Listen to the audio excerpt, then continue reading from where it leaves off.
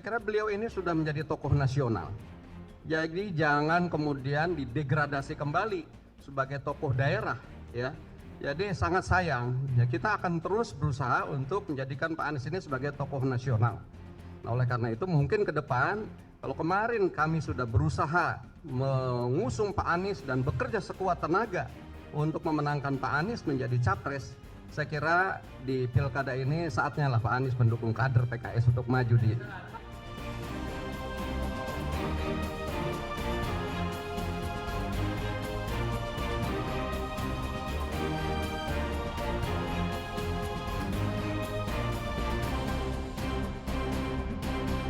Pak Prabowo dari presiden terpilih menjadi menteri turun kelas. Pak Muhaimin dari cawapres menjadi ketua PKB turun kelas. Kalau cara pandangnya begitu semua turun kelas.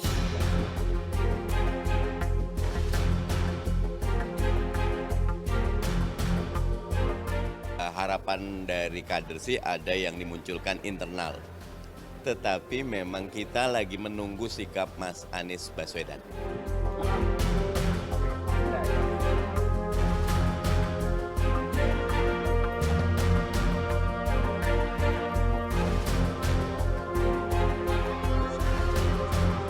Apapun hasilnya, ya Anies menjadi punya pilihan, punya kemerdekaan full untuk menentukan pilihannya. Termasuk kalau beliau memilih untuk menjadi calon gubernur lagi, ya kita nanti tentu tidak bisa tinggal diam. Sebagai kolega kita pasti ikut cawe-cawe. Ada potensi rematch antara Anda dengan Basuki Cahayapurnama ya, atau Ahok?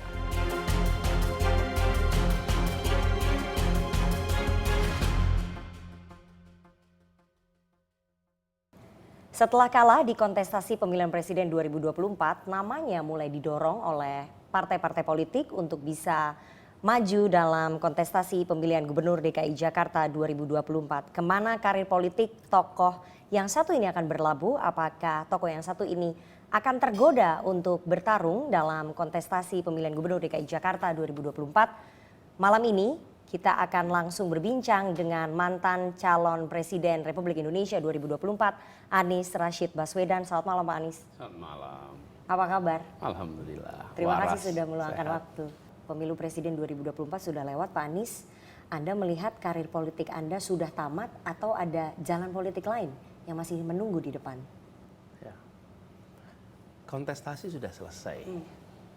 Tapi kita semua adalah warga negara yang pada saat ada panggilan tugas, kita akan selalu menyatakan siap untuk menjalankan tugas-tugas yang terkait dengan kemasyarakatan. Jadi kadang-kadang kalau disebut insan politik, pertanyaannya memang politik itu kan asosiasinya berarti berpartai. Saya tidak berpartai, tetapi saya adalah warga negara, dan warga negara memiliki hak untuk terlibat dalam kegiatan kemasyarakatan. Jadi saya akan terus berada di wilayah kemasyarakatan, di wilayah publik. Adapun apa yang dikerjakan, ya tergantung apa yang ada di depan kita untuk bisa kita kerjakan. Saya, gini Nana, saya berada di luar pemerintahan. Kita membangun Gerakan Indonesia Mengajar. Kita membangun program beasiswa, kita membangun gerakan turun tangan. Artinya di dalam pemerintahan ataupun di luar pemerintahan, ya gerakan kemasyarakatan jalan terus. Jadi bagi saya, setelah satu kontestasi selesai, maka kita bersiap dengan urusan-urusan baru, apapun itu. Sebagai warga negara yang kemarin berkontestasi di politik beberapa kali, Anda melihat karir politik Anda masih ada jalannya atau bagaimana Mas Anies? Kita nggak tahu sekarang ini, belum ada yang tahu ke depan. Yang bisa, harapannya dong. Kalau bukan hanya harapan, saya selalu sampaikan, peran itu boleh gonta-ganti. Ini saya berkali-kali sampaikan depan berbagai diskusi. Saya mau mengutip seorang dramawan Rusia, namanya Stanislavski. Stanislavski itu pernah mengatakan begini, jangan fokus pada peran, tapi fokus pada kekuatan aktor. Ini dramawan nih. Apa maksudnya? Ada orang yang ketika dia diperankan dalam sebuah drama sebagai raja atau sebagai pembesar, dia nampak mempesona. Oke. Tapi ketika dia ganti peran menjadi orang hamba sahaya, mendadak dia nggak mempesona. Berarti kekuatan dia pada peran. Tapi ada orang yang dikasih peran apapun, di peran apapun kuat. Sering kan lihat Ya. ada bintang film nih Iya. yang muncul di sebuah film hit luar biasa, habis itu main yang berikut-berikutnya hilang. Berarti kekuatan dia apa? Peran, bukan aktornya. Tapi ada yang di peran apapun dia kuat. Kenapa? Karena kekuatannya daripada aktor. Nah, Oke. saya menempatkan diri yang kekuatan yang ada itu harus pada diri, pada orangnya. Jadi peran saya bisa gonta-ganti, Ya. tapi di peran apapun harus berdampak, di peran apapun harus bermakna, sehingga saya tidak terlalu mengkhawatirkan peran itu apa. Oke. Sementara pertanyaannya selalu, Bapak mau berperan sebagai apa? Lah padahal peran itu bisa gonta-ganti. Baik. Apalagi di pemerintahan. Di pemerintahan itu, selama kita demokrasi, maka ada durasi. Kalau tidak ada demokrasi, tidak ada durasi. Jadi tidak bisa seseorang bilang, oh saya jadi wali kota seumur hidup. Nggak mungkin. Oke. Karena demokrasi. Jadi ketika saya tanya peran nih, ya kita lihat nanti peran apa yang bisa dikerjakan. Karena ini adalah sebuah demokrasi. Oke, perannya belum bisa ditentukan, tapi sikapnya apakah akan mengambil posisi sebagai oposisi seperti yang sudah disampaikan oleh temannya Mas Anies sekaligus kandidat capres juga Mas Ganjar Pranowo, atau mengambil peran di pemerintahan, di koalisi pemerintahannya Pak Prabowo? Ya. Partai politik itu bisa mengambil karena mereka berada di dalam DPR. Di DPR itu mengambil posisi di mana. Tapi bagi warga negara itu bila ada yang perlu dikritisi ya dikritisi, bila ada yang salah ya dikatakan salah, karena sebagai warga negara di sini. Jadi kritis terus bisa. Nah kita lihat nanti. Tapi saya berpandangan ketika kontestasi ada, lalu selesai kontestasi, maka yang oleh konstitusi ditetapkan sebagai pemenang itu di dalam, yang tidak ditetapkan sebagai pemenang itu di luar kabinet. Berarti Anda sudah mengambil peran di luar kabinet, Jadi peran di luar pemerintahan. Itu saya bilang prinsipnya begitu. Oke. Oke? Nah, saya sering ditanya, Pak mau terima nggak kalau diundang jadi menteri? Pak mau menolak nggak diterima jadi menteri? Ini pertanyaan yang tidak patut dijawab. Kenapa nggak patut dijawab? Nih, saya bilang, oh saya menolak kalau diundang. Maka pemenang akan bilang, memang saya ngundang. Ngundang aja belum, udah nolak. GR betul. Oke. Sebaliknya, oh iya saya setuju. Memang kita nggak, apa kita mau ngundang? Kok Anda setuju? Tapi saya katakan prinsip itu akan saya pegang. Jadi karena yang oleh konstitusi ditetapkan adalah Pak Prabowo, maka ya saya di luar kabinet. Oke. Itu clear ya Pak ya. Tapi ngomong-ngomong soal peran, ada yang utusannya Pak Prabowo datang ke Pak Anies Baswedan, saya nggak perlu sebut siapa orangnya, dan menawarkan peran untuk bisa bergabung di pemerintahannya Pak Prabowo. Itu betul ya? Sudah ada utusannya Pak Prabowo datang ke Anda? Belum. Sama sekali belum ada?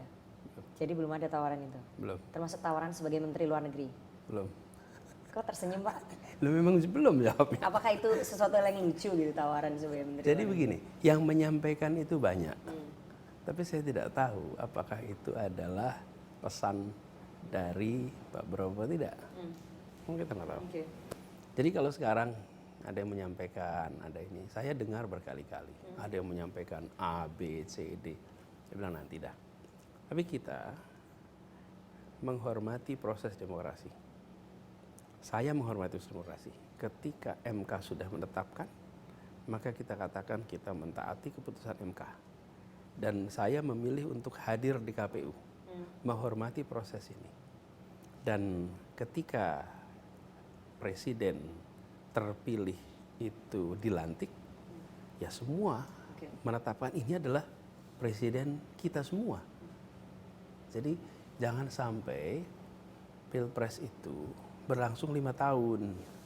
Pilpres itu berlangsung di durasi itu. Dan ini saya katakan dari dulu nih, saya udah nulis berkali-kali, 10 tahun lebih. Seringkali kita itu kalau sudah ada sebuah kompetisi, kompetisinya sudah dibunyikan peluit selesai pertandingan, terus aja mau pertandingan. Ya. Jangan, pertandingan udah selesai. Pertandingan sudah selesai. Ya. Oke. Bagaimana kemudian Anda menggambarkan hubungan Anda dengan Pak Prabowo Subianto? Hubungannya baik-baik saja. Ketika kami datang, kami jumpa di KPU dan saya sampaikan selamat menjalankan amanat konstitusi, selamat memenuhi harapan masyarakat. Dan itu adalah sebuah, menurut hemat kami, siapapun yang menjalani proses bernegara harus siap di ujung untuk mengambil sikap yang negarawan juga. Sikap yang menghormati prinsip-prinsip dasar demokrasi. Jadi saya menghormati dan saya melihat beliau adalah seorang patriot. Saya mengatakan bukan sekarang nih, sejak dulu saya mengatakan itu.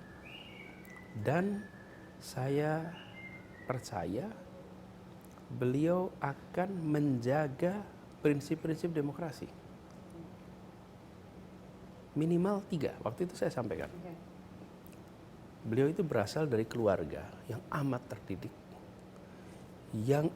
dan beliau membaca, menguasai ilmu-ilmu dasar terkait dengan demokrasi, sehingga saya sampaikan ruang oposisi harus ada. Itulah demokrasi. Yang kedua, judikatif, legislatif, eksekutif, jangan dieksekutifkan semua. Biarkan legislatif, yudikatif, eksekutif. Kita ini punya kecenderungan mengeksekutifkannya semuanya. Jadi tidak ada pembagian, hormati. Yang ketiga, kebebasan pers. Pers sebagai pilar keempat dalam demokrasi. Kebebasan pers, kebebasan berbicara, ruang berekspresi untuk publik. Nah, kami menitipkan.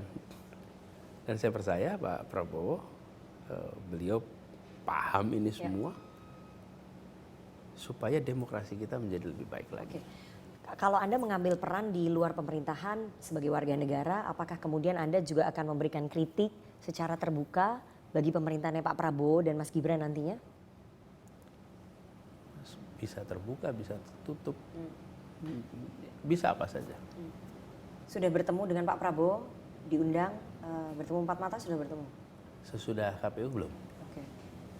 Kalau Anda diundang, Anda akan datang, Mas Anies? Nah, kita hormati. Oke. Kita hormati. Ketika CNN mengundang, saya datang. CNN mengundang nih, saya datang.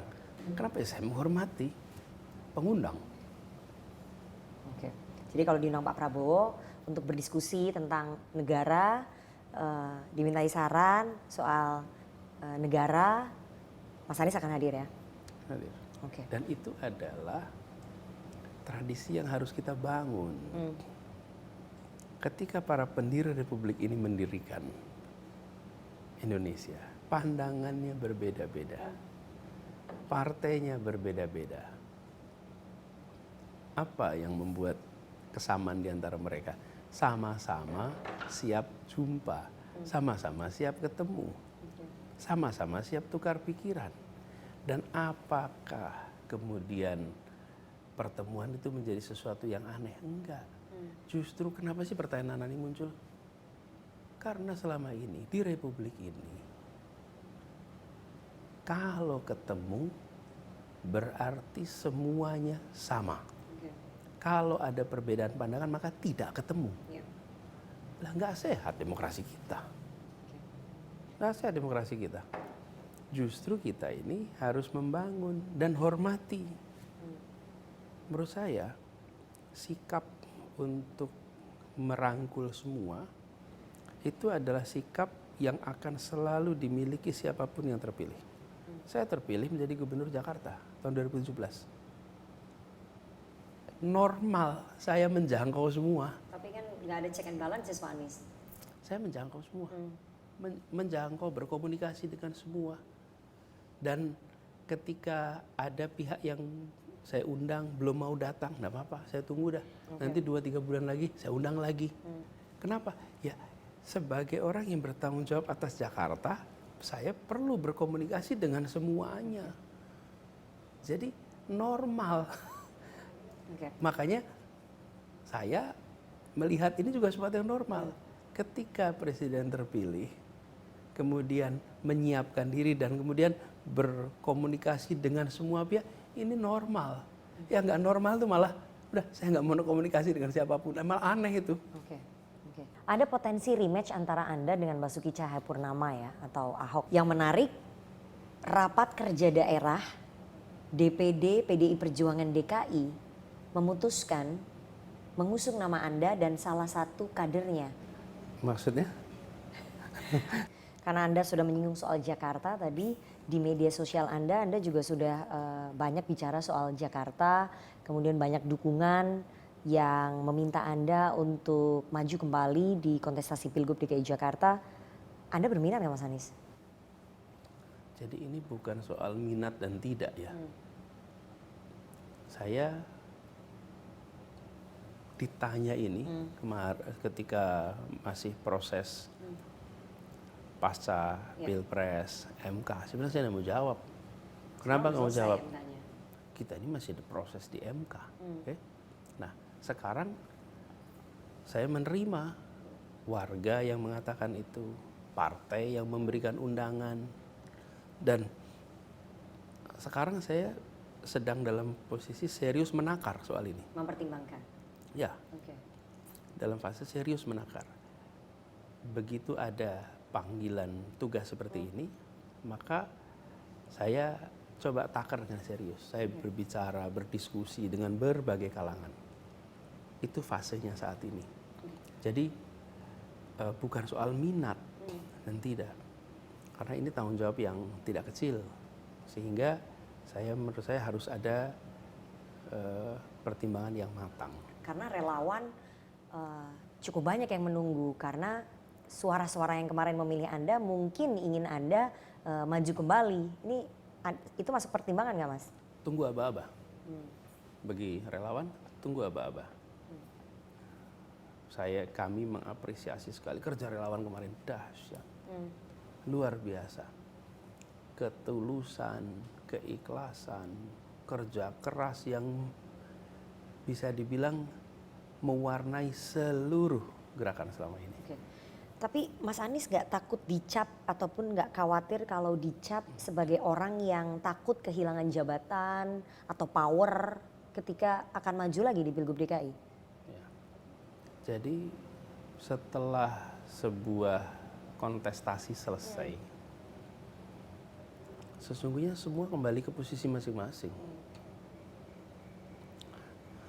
Pak Muhaimin Iskandar, Gus Imin, selesai Pilpres, ya kembali menjalankan tugasnya sebagai Ketua Umum PKB. Pak Prabowo sebagai Capres kembali pada tugasnya menjalankan posisi Menteri. Semua kembali kepada posisinya masing-masing. Betul kan? Tapi kan posisi Anda sudah selesai kemarin di DKI. Jadi tidak khawatir dicap sebagai orang yang takut kehilangan jabatan nggak Mas? Ketika maju dalam Pilgub DKI. Segala macam cap itu bisa diberikan untuk apapun yang kita kerjakan. Jadi saya belum memutuskan nih, tapi serius mempertimbangkan. Karena stigma turun kelas itu pasti akan dialamatkan ke Mas Anies. Turun kelas dari pertandingan yang besar seperti yang Anda sebutkan, Pilpres, kemudian turun kelas ke Pilgub dengan waktu yang cukup pendek. Itu stigma itu akan melekat loh Mas. Gini, soal turun kelas nih. Memang ada yang setara sama Pilpres. Nggak ada. Kembali ke kampus, kalau cara pandangnya begitu, ya turun kelas. Pak Prabowo dari presiden terpilih menjadi menteri, turun kelas. Pak Muhaimin dari Cawapres menjadi Ketua PKB, turun kelas. Kalau cara pandangnya begitu, semua turun kelas. Itu cara pandang yang keliru. Itu menganggap capres adalah posisi. Pilpres itu posisi, bukan. Pilpres itu kompetisi. Dan kompetisi itu ada awalnya, ada akhirnya. Berangkat dari posisi A ke Pilpres. Saya beri ilustrasi. Mbappe, Messi, ikut Piala Dunia. Oke, sampai final tuh dua-duanya. Setelah selesai Piala Dunia, itu tinggi-tingginya pertandingan sepak bola. Terus begitu selesai, Messi, Mbappe, jangan ikut Piala Eropa dong, Anda turun kelas. Itu pertandingan olahraga itu beda, Mas. Dengan pertandingan politik. Cara pandangnya itu, jangan kita menganggap bahwa itu seumur hidup. Seumur hidup capres, enggak, capres sudah selesai kok. Mau capres-capresan terus? Enggak dong. Kita kembali kepada apa yang kita kerjakan semula. Nah, makanya menurut saya cara pandangnya jangan pernah mandang turun kelas, naik kelas. Tapi Anda menyadari bahwa stigma itu Bukan pasti hanya akan stigma. dialamatkan ke Mas Anies ya? Apapun yang kita kerjakan akan muncul. Kenapa? Karena tidak ada yang dianggap dalam kacamata awam setara dengan Pilpres. Nggak ada. Apapun yang dikerjakan. Apapun. Jadi tidak ada pertandingan lebih tinggi daripada Piala Dunia untuk sepak bola. Tapi sesudah itu mereka kembali kepada posnya masing-masing tuh. Dan kemudian bayangkan ikut kompetisi Piala Eropa, ikut kompetisi Piala Perancis, Liga Perancis, Liga macam-macam tuh. Nah, saya berikan ilustrasi ini untuk menggambarkan ini bukan soal posisi. Kalau sepak bola nih, disebut turun tuh bila bagaimana? Bila dia pemain lapangan berubah jadi pemain cadangan, nah itu namanya turun. Oke? Itu baru namanya turun tuh. Sama aja kalau misalnya di Indonesia dari main di Liga 1 turun ke Liga 2, Mas. Atau turun ke Liga 3. Itu klubnya lah yang namanya turunan. Tapi bahwa setiap fase itu ada ujungnya. Jadi wawancara ini pun saya bukan sebagai capres, udah selesai. Sebagai warga negara. Sebagai warga negara. Yang pernah berkontestasi di politik. Nah, karena itulah saya sering sampaikan, ketika pasca Pilpres, apapun yang dikerjakan tidak mungkin dalam kacamata yang awam saja itu setara, nah mungkin. Mas Anies kan dalam proses pertimbangan ya untuk memutuskan apakah akan maju di kontestasi Pilgub atau tidak. Saya ingin tanya, dalam pertimbangannya Mas Anies, apa sih sebetulnya urgensinya kalau Mas Anies maju di Pilgub DKI? Ya nanti kalau udah diputusin aja. Ada urgensinya nggak tapi? Sekarang belum, belum jawab itu. Oke, jadi nggak mau jawab ya. Nanti saya akan wawancara lagi kalau misalnya udah memutuskan untuk maju pendaftaran bulan Agustus. Tapi saya harus tanya karena dari Nasdem sudah memberikan sinyal-sinyal, dari DPW Nasdem, dari DPP Nasdem sudah memberikan sinyal. Kabarnya memang Bang Surya Paloh, Ketua Umum Partai Nasdem, sudah memberikan lampu hijau. Bahkan sebelum penetapan MK sudah ada restu buat Mas Anies. Muhaimin Iskandar, Ketua Umum PKB, mantan cawapres Anda juga sudah memberikan tiket. PKS juga sudah memberikan tiket. Jadi 3 partai ini sebetulnya sudah memberikan tiket semua ke Mas Anies, itu betul ya? Jadi saya merasa sangat terhormat karena diberikan kepercayaan itu. Dan kepercayaan ini bukan sesuatu yang kecil. Tapi seperti saya bilang tadi, saya mau betul-betul saya hormat, saya apresiasi. Ini sebuah kepercayaan. Nah sekarang saya mencoba melihat juga di aspirasi masyarakat Jakarta, ngobrol dengan tokoh-tokoh, mencari pandangan, terutama yang senior-senior. Saya bertanya, jadi ini bukan soal tiket atau tidak, ini soal apakah kesempatan untuk meneruskan di Jakarta itu kesempatan yang akan kita teruskan. Karena sebetulnya peristiwa ini terjadi itu karena pemilihan gubernurnya diundur dari 22 ke 24. Kalau pemilihan gubernur itu tahun 22, kan nggak ada pertanyaan ini. Maka pertanyaannya adalah, saya kembali lagi tuh. Seluruh Indonesia. Jadi makanya sering saya sampaikan, ini jangan lupa, ini kan situasi ini terjadi itu karena ada pilkada yang diserempakkan. Karena pilkada diserempakkan, maka kita ketemu situasi ini. Kalau nggak ada pilkada diserempakkan kan nggak muncul pertanyaan ini. Selesai keputusan MK, kembali kita bekerja di seperti tempat masing-masing. Dalam pandangannya Mas Anies, kira-kira cukup dengan 3 partai ini atau perlu menambah partai lain? Kalau nanti memutuskan maju? Kita lihat. Kita lihat dimanapun yang menjadi salah satu pertimbangan adalah ya bagaimana kita melihat barisan pengusung, kemudian bagaimana masyarakat, rakyat Jakarta. Jadi itu bagian dari hal yang kita kita pertimbangkan. Suara Mas Anies di DKI nomor 2 ya pada saat Pilpres. Cukup besar, Mas Anies juga kemarin menang di DKI cukup tinggi. Kenapa Mas Anies nggak percaya diri maju lewat jalur independen? Kenapa harus tetap bergantung ke partai politik? Kenapa ya istilahnya bergantung ya? Karena kan tiketnya bergantung dari partai politik, Mas. Iya. Ya tiketnya diberikan partai politik memang ya. Berarti kan Kenapa bergantung. disebutnya bergantung ya? Ya berarti kan bergantung pada keputusan partai politik, Mas. Iya. Itu kan tadi Nana sendiri bilang sudah ada tawaran. Iya. Nah kalau sudah ada tawaran sebelum ada urusan pendaftaran, kenapa harus pakai independen? Kalau udah ada, berarti udah ada tawaran. Kan udah dibilang Ya, tadi udah Nana ada sendiri yang tawaran. cerita. Wah, ini dibuka sendiri sama Mas Anies. Kontradiktori Sudah ada- gitu. Itu cara kita Tadi memancing. bukan, tadi saya bilang sudah ada tawaran itu dan saya menghormati tawaran itu. Jadi malah jadi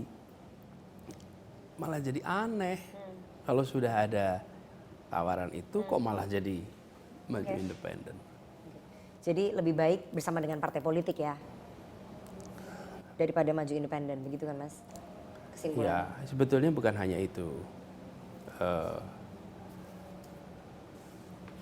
Ketika kita ini kan bekerja bersama selama ini, bekerja bersama nih, dan bekerja bersama itu ya jangka panjang, bukan hanya sekedar pilpres terus selesai terus bubar jalan gitu, jalan terus. Ada potensi rematch antara Anda dengan Basuki Cahayapurnama ya atau Ahok, karena Pak Basuki Cahayapurnama sudah mulai bicara juga soal DKI. Bagaimana Anda melihat itu? Saya belum memutuskan akan maju atau tidak, jadi gimana bisa bicara potensi rematch ya? Karena dari sana kan juga sudah mulai mengeluarkan nih, kan itu salah satu bentuk pertimbangan Anda ketika Anda melihat bahwa potensi rematch dengan Pak Basuki Cahayapurnama, Anda tetap percaya diri kalau nanti maju bisa menang? Jadi saya harus putusin dulu tentang ini. Nggak bisa kita mengatur siapa yang akan menjadi lawan. Itu di luar kendali kita. Di luar kendali kita. Jadi saya lebih fokus pada apakah kesempatan yang diberikan ini adalah kesempatan yang perlu saya tempuh atau tidak. Fase itu dulu sekarang. Oke. Tapi harapan Anda tidak terjadi lagi huru-hara ketika Pilgub DKI 2017 ya? Kalau misalnya nanti ada potensi rematch. Nah itu yang memutuskan partai kan, bukan saya. Kan saya tidak bisa bilang kepada siapapun juga calonkan A atau calonkan B, kan tidak bisa. Huru-hara politik identitas maksud saya. Jadi 2017 di Pilgub DKI kan dalam tanda kutip banyak orang yang mengatakan bahwa ini kental sekali politik identitasnya. Apakah kemudian nanti ketika Anda memutuskan maju dan rematch antara Pak BTP ini bisa terjadi, potensi politik identitas itu bisa terjadi lagi, Mas Anies? Itu yang memutuskan partai, bukan saya. Jadi pertanyaan itu tidak tepat diberikan kepada saya, karena saya tidak bisa menjawab. Bagaimana saya bisa menjawab? Anies apakah akan berhadapan dengan A, B, C? Nggak tahu. Satu, saya sedang fase memutusin. Yang kedua, saya tidak bisa mengatur siapa yang nanti diajukan kepada siapapun. Yang menarik, rapat kerja daerah DPD PDI Perjuangan DKI memutuskan mengusung nama Anda dan salah satu kadernya sebagai pasangan calon gubernur dan calon wakil gubernur. Anda sudah dengar itu dong Mas Anies?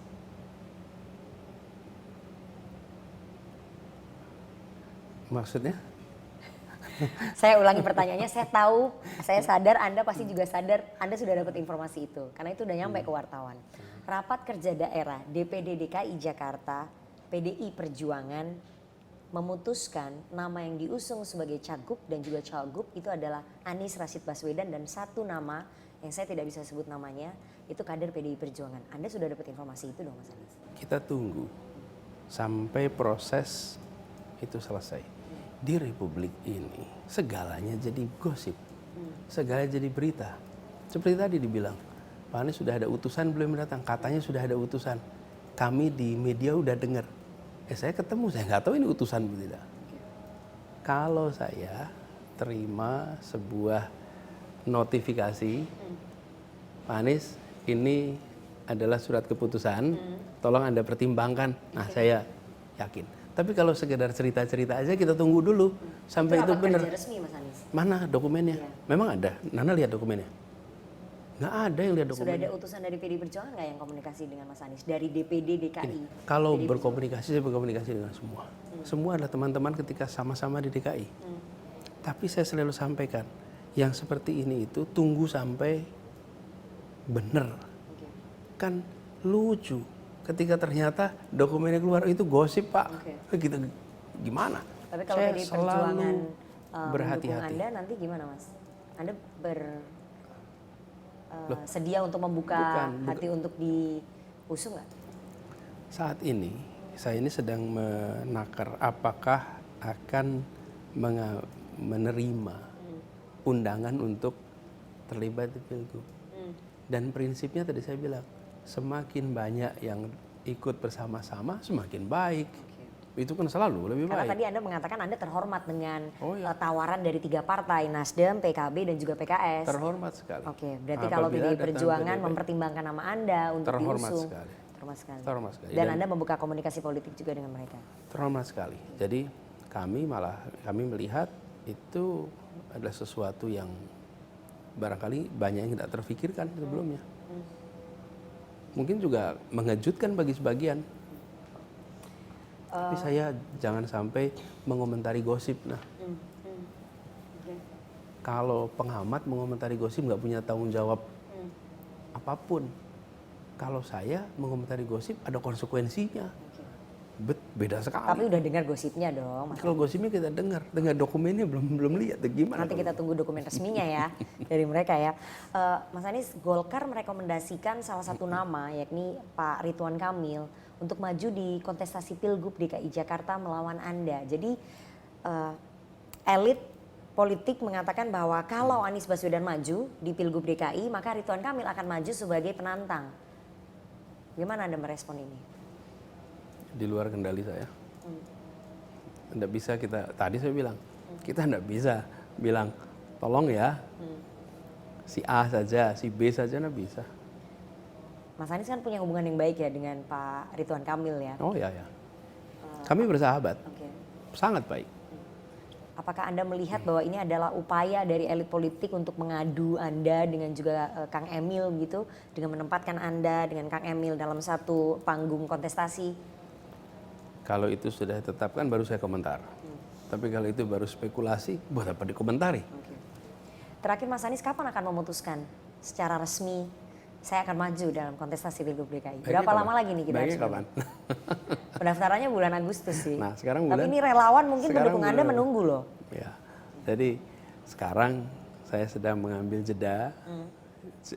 Jeda itu bukan kemudian saya akan jeda 5 tahun gitu, bukan lah gitu. Jadi kalau ada yang menginterpretasikan, wah Anies mau jeda tahunan, enggak lah gitu. Kita jeda sebentar, melihat apa yang sudah kita kerjakan, merapikan, bahkan kami itu menyiapkan semacam dokumentasi apa yang sudah kita kerjakan kemarin. Nanti baru kita putuskan. Nah, saya melihat kondisilah yang menentukan kapan itu ditetapkan. Jadi bukan kayak 5 hari dari sekarang, bukan. Ketika kondisinya matang untuk diputuskan, saya akan istikharah, saya akan meminta restu ibu dan minta pandangan ibu, pandangan istri, keluarga. Kemudian saya meneruskan diskusi yang sedang saya kerjakan selama ini. Nanti kita tunggu jawabannya, kita tunggu keputusan resmi dari seorang Anies Rashid Baswedan. Apakah akan betul-betul melenggang dalam kontestasi Pilgub DKI Jakarta 2024? Kita tunggu keputusan Dan resmi. saya sampaikan kepada semua, tunggu aba-aba. Ya. Jadi Relawan ya. ya tunggu aba-aba supaya kita bisa bekerja terus dengan baik. Oke. Terima kasih Mas Anies sudah meluangkan waktu, sudah menjawab beberapa pertanyaan yang tadi saya lontarkan. Kita tunggu nanti jawabannya, keputusannya, nanti kita akan wawancara lagi. Terima kasih Mas Anies. Sama-sama.